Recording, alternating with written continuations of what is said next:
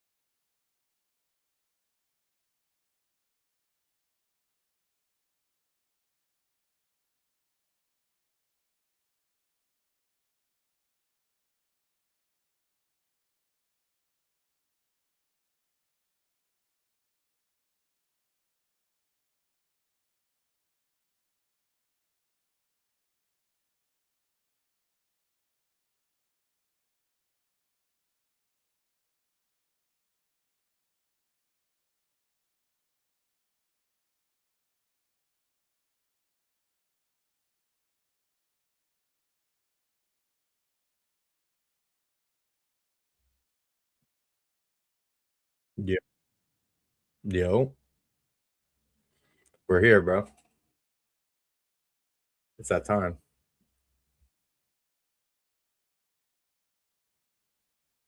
Fact. God, Super Smash Brothers. That's the OG right there. Real I game. only know the newer ones though. You're probably older gen. Whoa, brother. Not too much older. Not too much older. I play the same Super Smash Bros. As you, man. Come on, man. What was your character? Definitely Captain Falcon, man. Can't go wrong. The Falcon Punch, bro. Yeah, I was a Falcon Punch ass motherfucker. You know what I mean? So yeah, Captain Falcon's goaded. Kirby is cheese, but I rock with Kirby, but he's very cheese. I'll say that. Hey, something about Pikachu, bro. Get the job Okay, done for I'm not me. mad at Pikachu. Pause. Link used to fucking beat Facts. the shit out of me. Yeah. I don't know why. If you know how to use Link was kind of well, crazy. Link was kind of crazy. that shit make no sense. Ooh-wee. 7:30, right? Your show. Yes, sir. Yeah. All right, we'll make this one short and sweet, especially since I'm on the Hey. I'm on the program right now. So Yeah, I was about to say you're welcome. If you want to pull up, let me know. I'll send a link. well, I'm in the. I'll text you. Hold on. I'll text it to you. All right, for sure.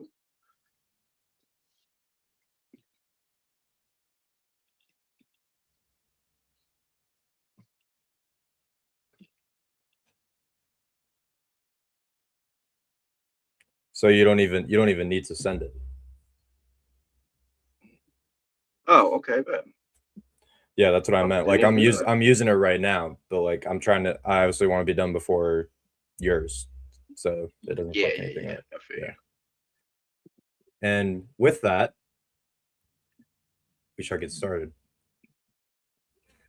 Welcome to the College Football Preview Show. Round 1 of the College Football Playoff is here with your host, Reed Napper. Appreciate you listening, watching, the replay, live, whether option you pick. Pleasure having you here. Roddy, a.k.a. Perlito, a.k.a. host of Paid for Play in the building. How are you, my friend?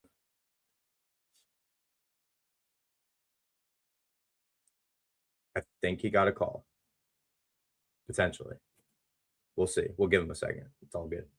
Kev, appreciate you being in the building.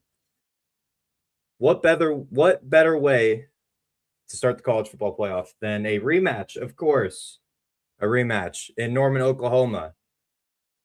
We have the number 9 seed Alabama Crimson Tide going on the road to the number 8 seeded Oklahoma Sooners. The line is actually flipped during the week. It is now Oklahoma as a 1.5 point favorite at home.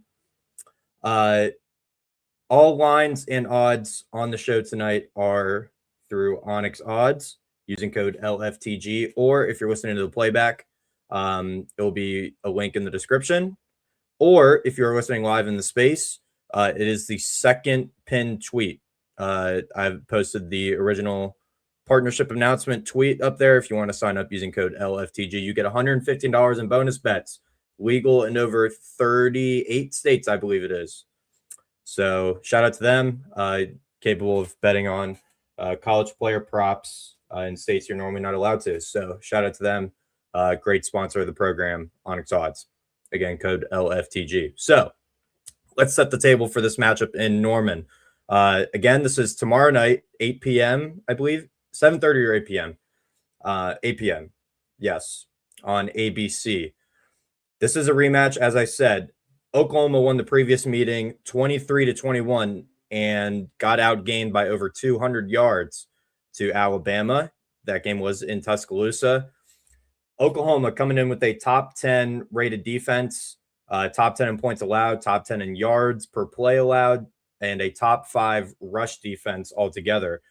That is a huge edge in their favor against this Alabama team that is basically incapable of running the ball. They haven't been strong running the ball all year, and therefore is going to be an uphill climb. I don't see a way for them to flip the script in this game unless they somehow implement the quarterback run more often with Ty Simpson, potentially get Jam Miller back for this game. He has a game time decision from what I have seen. So unless they magically can flip the script, Alabama in their run game, I don't see how they magically, get a run game out of nowhere, essentially. And protecting the quarterback is another big factor in this game because of Oklahoma's ability to rush the passer. If Alabama can make the Oklahoma edges, kind of guess wrong, or strain them a little bit to, keep Ty Simpson, more upright than he has been in the last few weeks, it definitely will play in Alabama's favor. Now, On the flip side with Oklahoma offensively, it's not much better than Alabama offensively. Oklahoma has really struggled offensively since John Mateer came back from his hand injury midseason. The last game he did play was at home against LSU. He ended up throwing 3 interceptions in that game, but also threw over 300 yards. So if OU can avoid negative plays, convert on third down, stay consistent, stay ahead of the chains, and stay effective in the red zone, they've been really effective in the red zone all year. I believe last time I looked, they did have the #1 rated red zone offense. aka they score more touchdowns than they kick field goals, and they do that at the highest ratio, making them the #1 red zone offense in the country. So if that stays true for Oklahoma, that obviously is a great script to win the game. Turnover margin is also going to be a huge factor in this game, especially based on the earlier regular season matchup of this game. Oklahoma was able to force 3 turnovers to not turning over the ball once. So if Oklahoma can obviously keep that same game script of forcing 3 turnovers without giving up the ball, that obviously is a script to win the game for Oklahoma. Also, special teams is going to play a big role in this game. Alabama did have a punt blocked in the SEC championship against Georgia. How does that play a factor in this game? I believe Alabama missed 2 field goals in that game, correct? Alabama missed 2 field goals in the first matchup. So how does that play to the game script as well? Again, the biggest factor for me is Alabama's inability to run the ball entirely. They haven't had a true run game all year, and Oklahoma is really stout up front. And I think that's a big reason why the line has flipped in favor of Oklahoma. And because of that, I'm going to take the 1.5 with Oklahoma. I think Oklahoma wins the game. They move on to play in the Rose Bowl against Indiana. I like a low scoring game. The total is at 40.5. I think it goes under. Most people say, first team to score 21 is the number to get to. I think the number to get to is 17. Whichever offense can put up 17 first, I think is the script to go with. I can see a 17-14, 17-10, something like that along those lines. But I think this game is scrappy. It's one in the trenches, and again, turnover battle is going to be the biggest story of the game. Sosa, good evening. What's up, my guy? How are you? I'm good, brother. How are you? I know we talked about this on Tuesday. I know we talked about this on Tuesday, but do you have any further thoughts on Alabama and Oklahoma? And did you just want to restate the pick that you had? Blitz, Bama, Blitz. I'm on Alabama to win that joint for sure. Yes, sir. Appreciate it. You already know. My pleasure. Siri, shut the fuck up, bro. No one's talking to you. Yeah, I'm on Oklahoma personally. I don't know how Alabama musters up a run game. And Ryan Williams has been non-existent the last few weeks. So, yeah, I think Oklahoma finds a way. I know it's not pretty. It's not going to be a pretty game by any means, but I think Oklahoma, especially at home, can just find an edge personally. To each their own. Yeah. You know what I mean? So, man, whatever you believe is what you should ride with. I respect it. For sure. Next up, Saturday, high noon.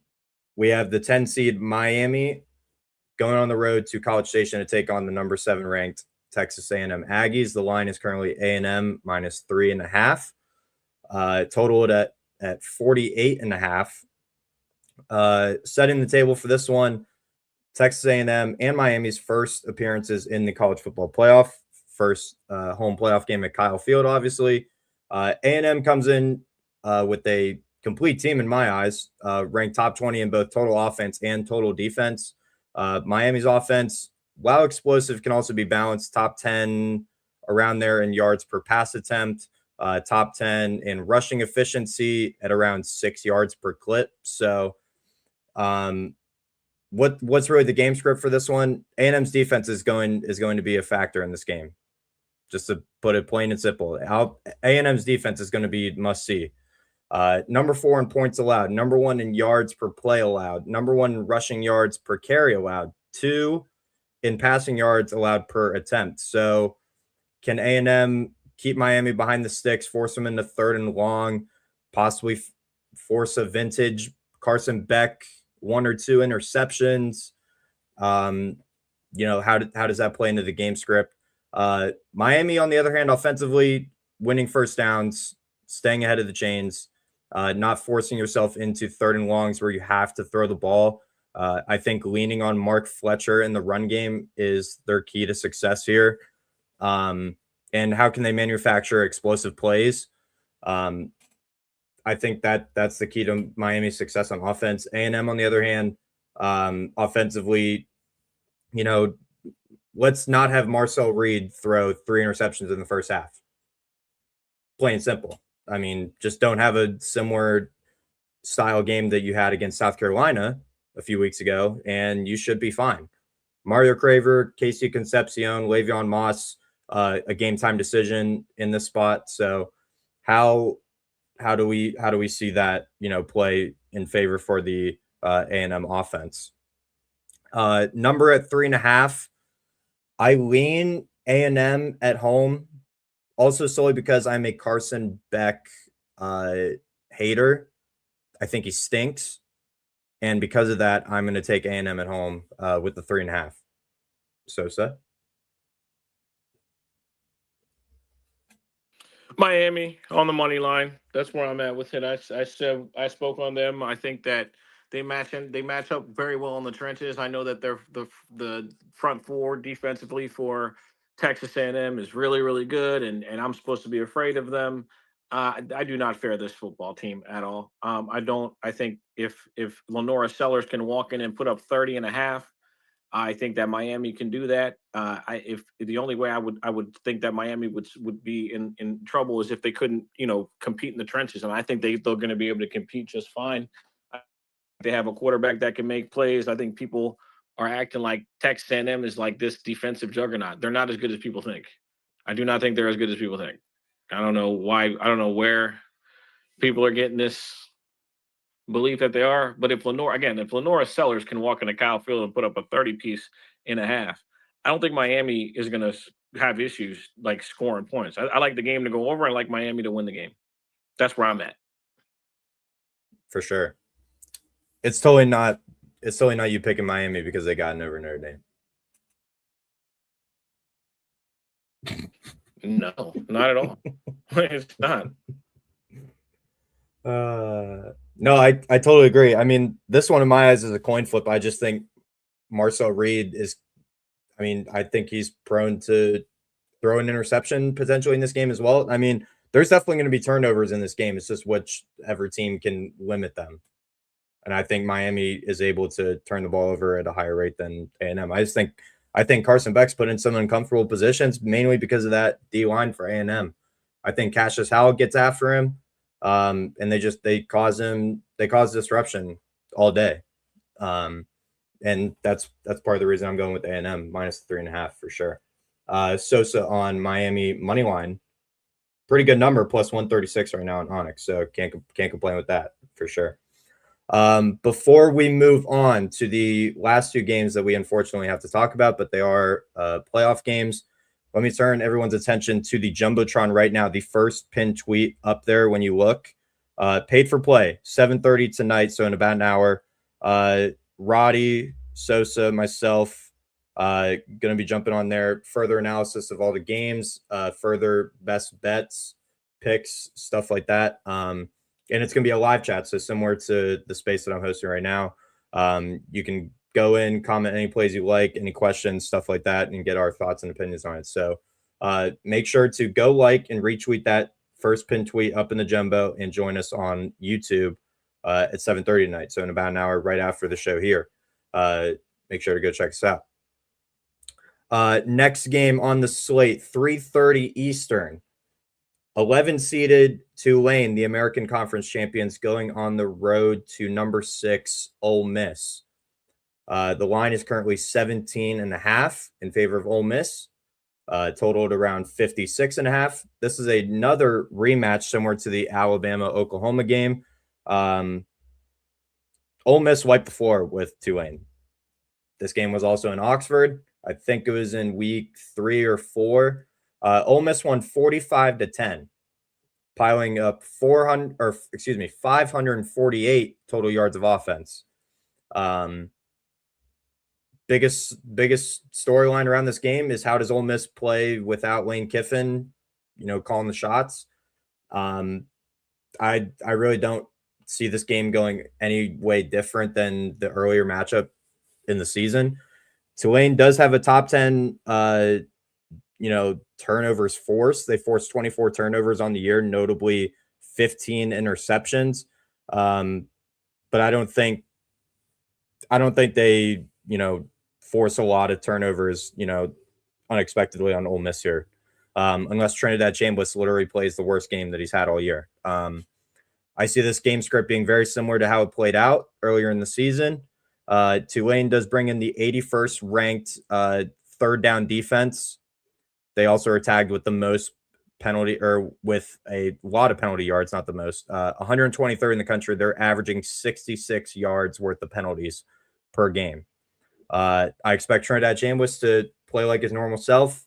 He has tallied over 3,000 passing yards this season, 18 touchdowns. I expect that to, be very, very on par for his performances. Kawan Lacey, expect a big game out of him on the ground. Most touchdowns for a running back, he's up there in touchdowns nationally. So expect a big game out of him on the ground. I don't see how Ole Miss was this game. Now it's 17.5. Probably not going to take that. Probably won't touch anything in this game aside from potential player props. Curious to get Sosa and Roddy's thoughts on that, but it's definitely Ole Miss in the spot for sure by a wide margin. It's Ole Miss BTA. Sosa, let me get your thoughts first.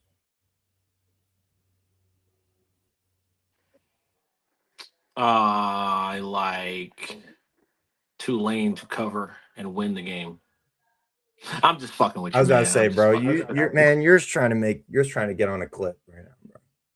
Yeah, I'm just fucking with you, bro. I couldn't bet against Ole Miss in this situation. I think they're clearly the more talented team. I do think there's a couple things to look at though throughout that game. Tulane did have some opportunities to do things. They just were unable to convert on a couple of crucial fourth downs in the game. They did have some opportunities to make it a game earlier on. Like how you have opportunities and you just simply squander them. I think that was a major issue. That was just a major issue in the first matchup. I think they could probably compete a little bit more, but I think obviously it's a Ole Miss spot, more talented team. They get the offensive coordinator to come back and coach them. It should be I'm not going to say a walkthrough, but they should win the game for sure. Roddy.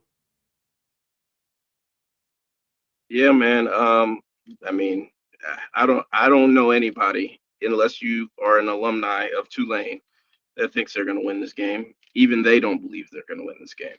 So I think if you can look at Kawan Lacey, his rushing prop is at 126.5. I see that, and I'm not mad if you take it.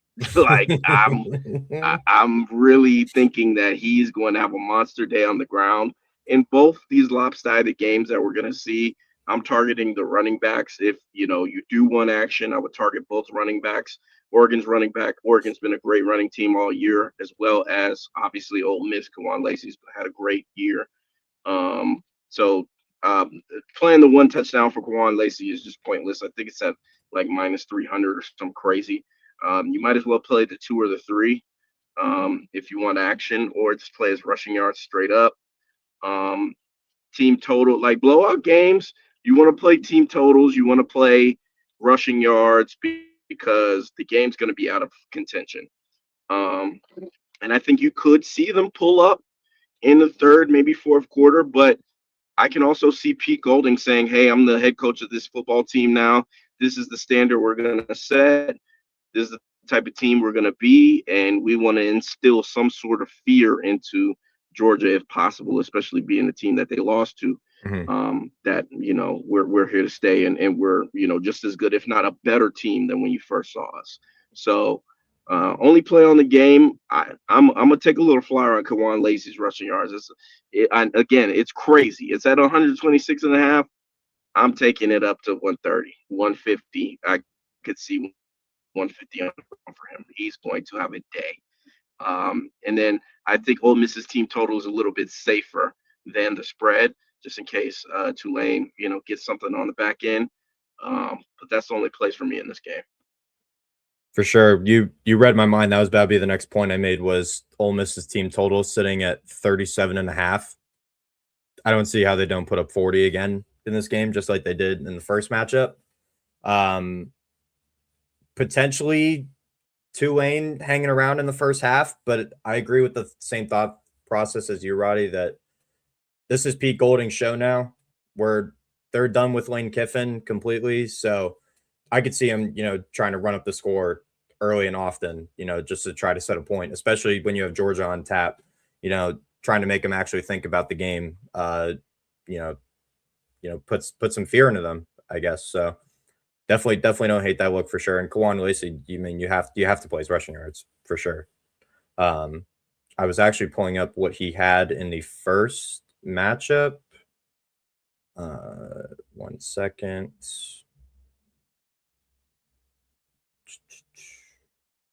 Where is it? That's Trinidad. Kawan Lacey. Here we go. So Kawan Lacey in the first matchup had 2 touchdowns, 18 rush attempts for 68 yards. But what was his rush share? So he had near 50% of the rush share. And we were talking, at least I remember talking about it with you, Roddy, for the American Championship, because I like Michael Hawkins for North Texas. They've allowed 1 rusher of over 100 yards all year. Michael Hawkins had 8 rush attempts for 40 yards in that championship game. So I'm not pushing back on your thought process. I totally agree. I'm definitely going to sprinkle it for sure, straight up, because I think he's going to get the bulk share of the offensive production. Try to keep Trinidad Chambers from sitting in the pocket, potentially getting hit, nicked up, whatever. So totally agree with that. Yeah. And Summerall's a good defensive guy. So, of course, Yeah. I'm saying half unit on Kawan because I think for sure it's something you can play in this game, man. Like there's 2 games where I'm not putting full units on any of the plays. Oh, yeah. Like you're playing something because you want to have action in the game. Yeah. That's literally it. For sure. For sure. I love his over 1.5 touchdowns, though. You're getting even money for that, minus 105. I like that. I think they get in the red zone, they feed Kawan Lacey. I mean, he's one of the leading touchdown, leaders at the running back position. So don't hate that either. All right. Last game could be ugly on the field and betting wise. The 12-seeded James Madison Dukes, winners of the Sun Belt, the last team in the playoff, going on the road to the number 5-seeded Oregon Ducks. This game is in Eugene. The Oregon Ducks are favored by an even 21 points. Let me restate that. Oregon is favored by 21 in a first-round home playoff game. Do I really need to break this one down? Like this is going to get ugly. Now, there is chance for heavy rain in the forecast Saturday evening. There's a reason they put this game as the last game of the day, because there are also NFL games on at the same time. So they're like, why put James Madison, at the noon slot all by themselves? Let's put them on TNT, where everyone else is going to be turning their focus to the NFL game, and everyone can just box score watch this game. Not saying I'm going to box score watch it. I'm going to watch it. Might be turning it off by halftime, depending how ugly it gets. But this is Oregon, BTA. Top 5 offense in points per game. Top 2 offense in yards per play. It is worth noting, though, that the JMU defense is listed as the number 1 team in the country at points allowed per game.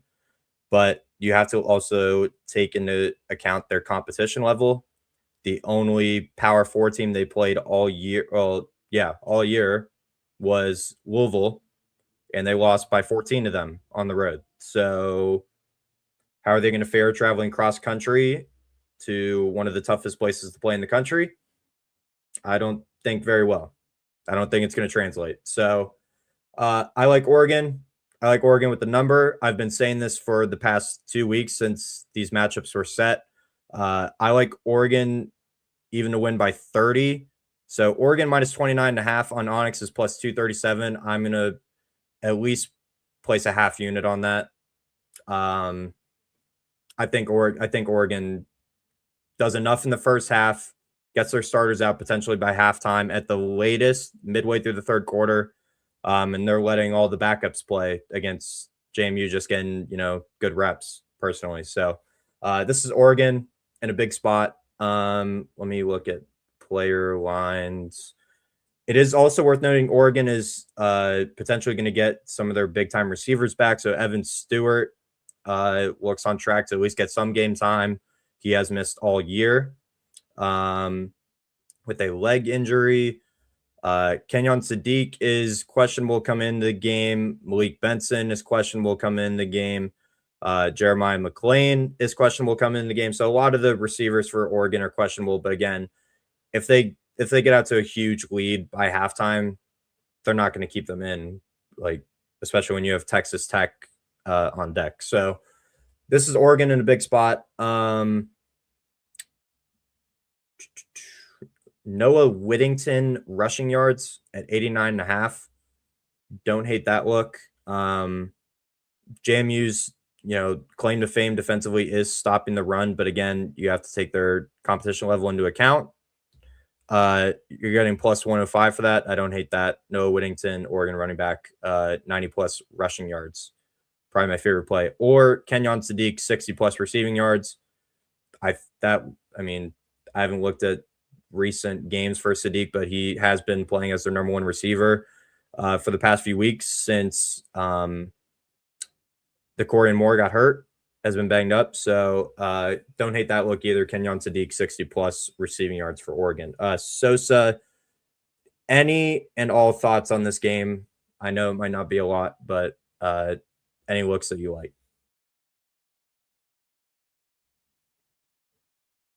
I mean, it's not too much to say, bro.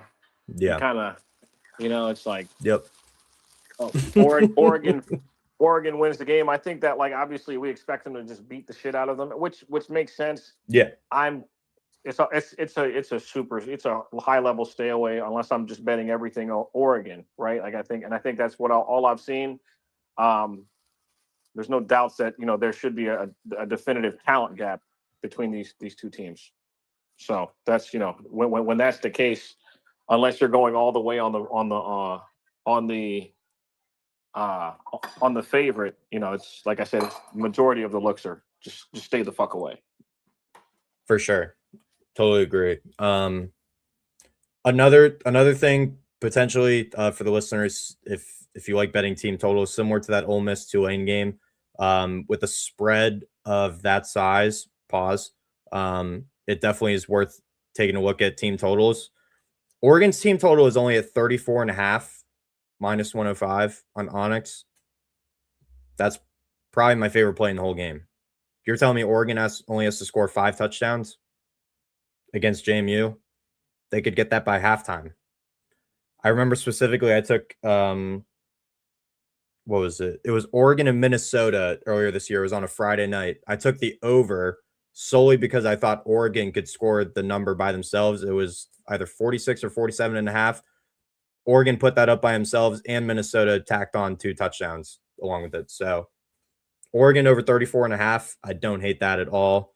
The total number for the game, 47.5. Again, I could see that go over just solely because Oregon could hit that number by themselves. So, but love the team total for sure. 34.5 again, minus 105 on Onyx for Oregon. Sosa, any final thoughts on any of the games or anything in college football in general? There were a couple transfers that came out today. I don't know if you have any thoughts on those as well, especially Bo Perbula. I saw your tweet earlier. So any thoughts at all before we wrap it up here?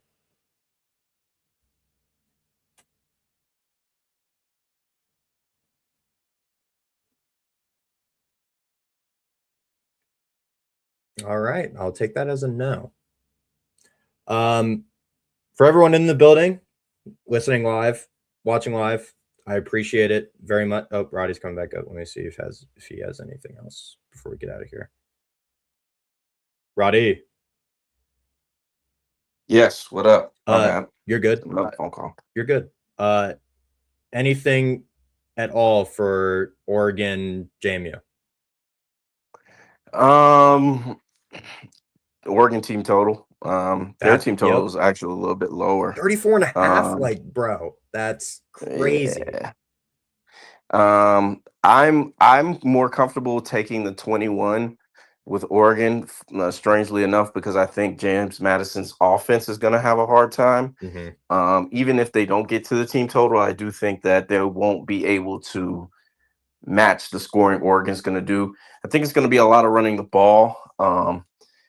Evan Stewart apparently is practicing, so I don't know if he's going to play.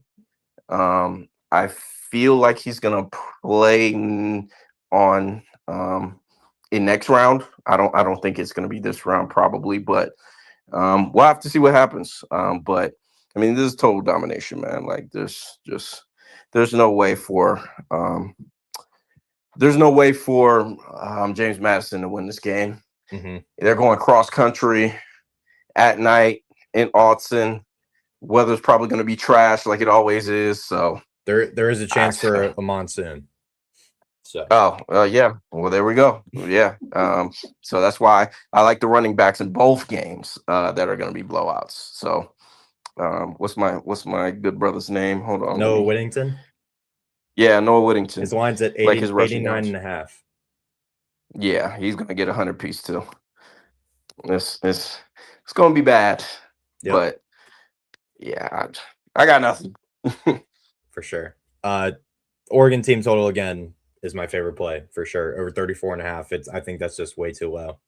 I think they put up a 40 piece. So again, for the people listening in the building, I truly appreciate it. All the retweets, support, and everything like that. Trey is actually coming up here. Let me get his thought. Yo, Trey. Yo, what's up, man? Nothing much, brother. You have any thoughts on any of the games this weekend? Low scoring game, but I'm like I said before, I'm taking Oklahoma. Good luck to Bama. They said it's gonna be windy, so whoever establishes the ball is probably gonna be the winner. So definitely gonna say, but still leaning Oklahoma. That defense is still terrifying. I don't think any team really wants to play that defense. I think that the next game, if y'all talking about Oregon and JMU, absolute Oregon belt the ass. It's not even going to be close. I think that especially even if you don't have the entire team or you don't have the entire wide receiving core, that core is still going to eat. So give me the Ducks, absolutely. I think Joe. Honestly, you should take. I think that I heard y'all talk about Noah Whittington. I'm cool with that. I would say even then I was like I would take whatever. I haven't seen what Dante Moore's passing yards are, but they should be able to do that. 240 plus. Yeah, I'm taking 250. Honestly, or I mean, I can do either. I don't know what the over-under is on this passing yards either. Sorry, I'm just not really. I haven't really taken a look at it too much. Honestly, I just think that Oregon's just a better team. They're going to show why they're the better team. I don't think by any chance or by any metrics are they overlooking JMU. Because again, this Oregon team was a lot of people had hype on them last year. They had a lot of hype on them. They thought that a lot of people believed that Oregon, very much so, they would have been able to take care of business against Ohio State. That they would have been the national champion. They got built the ass, and I think that lingers in Dan Lanning's mind, and I think that he's going to absolutely ensure that history does not repeat itself. Yeah, I think the Ducks are going to roll. I think the Ducks are definitely going to roll. I think Miami, Texas A&M, whatever the over is, take it. I think that is going to be a very high-scoring game. It's going to be an 11 o'clock game. Very high-scoring, very much so. Two teams who are going to be doing everything in their power to just go toe-to-toe, head-to-head each and every game. I'm gonna lean in favor of Kyle Field, so I'm gonna take the Aggies right there. But I would not be surprised if Miami comes up and shocks the world. But for the most part, I'm rocking with those teams. For sure. Oh wait, is there any other games? Yeah, the Ole Miss Tulane game. Oh, that's gonna be an under game. If Pete Golding is really calling the plays, yeah, bro, it's under. I don't trust anything a DC has to do for the offensive side of the ball, outside of he's gonna try and have Trinidad throw and run the ball. Outside of that, I don't believe in anything of that. But I think that Tulane's defense is gonna show up to play, so I definitely would say the under. So for sure, appreciate it. Yep. Trey, Roddy, Sosa, any final thoughts at all on anything before we get out of here? Said Robbie. Roll Tide, roll, motherfucker. And this is why when he says that word, he uses the ER instead of A. That's disgusting. Wow. That's absolutely nasty what Sosa just did. Yeah, I condone none of it. Give me I'm ready for a Georgia. I'm ready for a Georgia versus Oregon national championship. Give it to me, Roddy. Hey, look, we'll see. We got to cross that bridge when we get there, brother. But I didn't get to comment on the two good games. I do have a bet with a certain someone that's in this current space between between Texas A&M and Miami. I do think that Miami will be able to get a couple explosives. The thing about Texas A&M is they're a really good defense, but they don't really have a lot of takeaways. Yeah. They're in the bottom 50. I think they're in the hundreds in terms of takeaways. So even though I do think anything can change at any given moment due to the matchup, especially two teams that have not played each other this year. I do think that Oklahoma is why I keep saying Oklahoma. Texas A&M is going to be able to establish the run. And then I also think that if Marcel can be accurate, I think they have a great chance to win the game. Both teams haven't seen the level of talent they're going to see from the receiving position.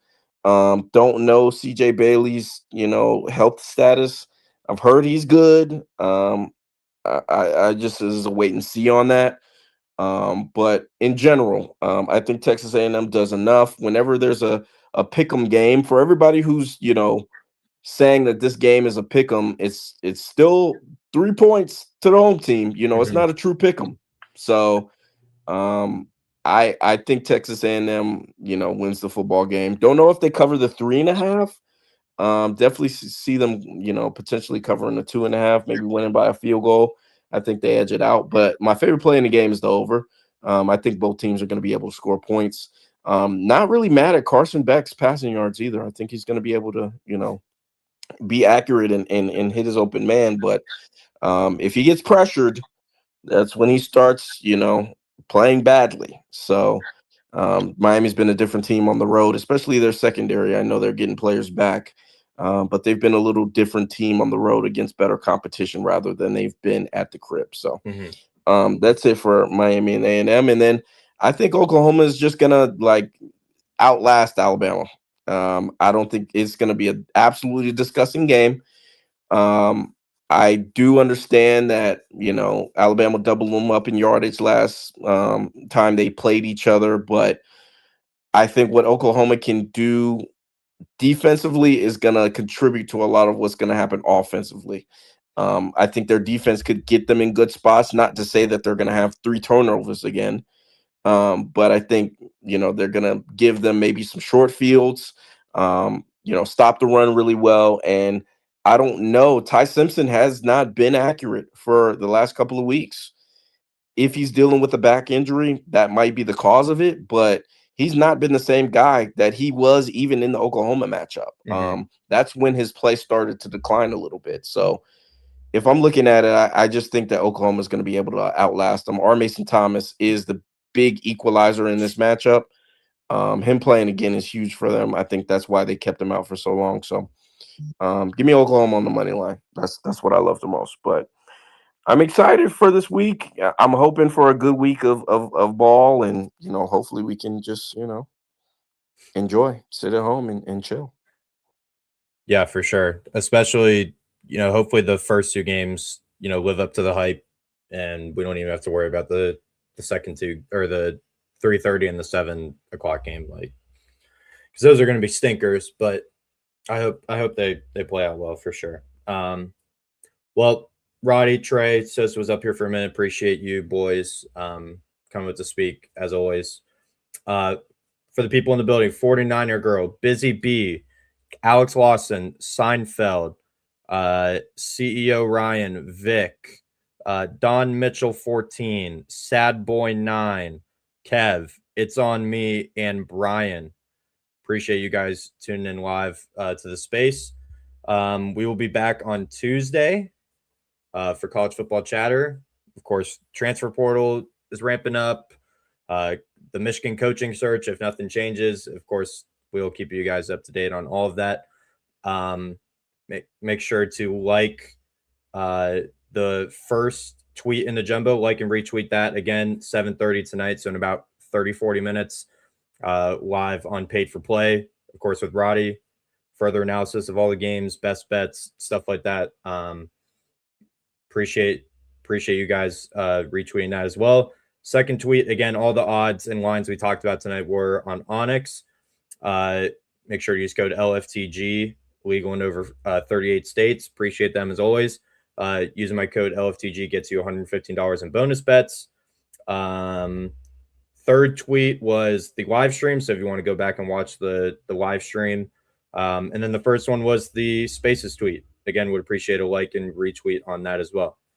For your host, Reed Napper, it's been love for the game. Appreciate it. We will see you guys on Tuesday, same time, same place, 6 o'clock Eastern. See you then.